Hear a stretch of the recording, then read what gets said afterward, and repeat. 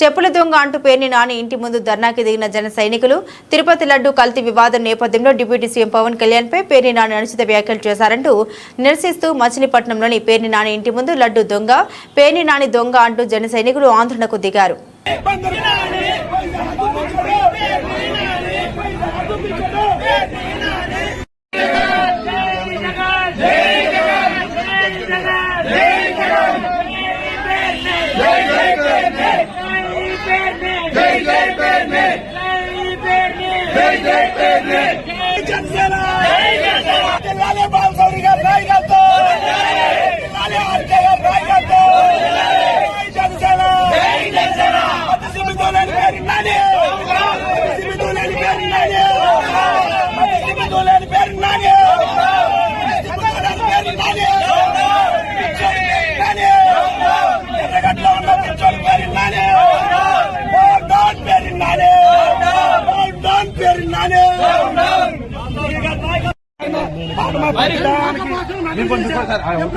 బండ్రాంకేసిన ఇంటి ముందు కుల్రవి ఇంటి ముందు ఒకసారి 5 ఏళ్ళు పోలీస్ జరిగింది సార్. ఏదైతే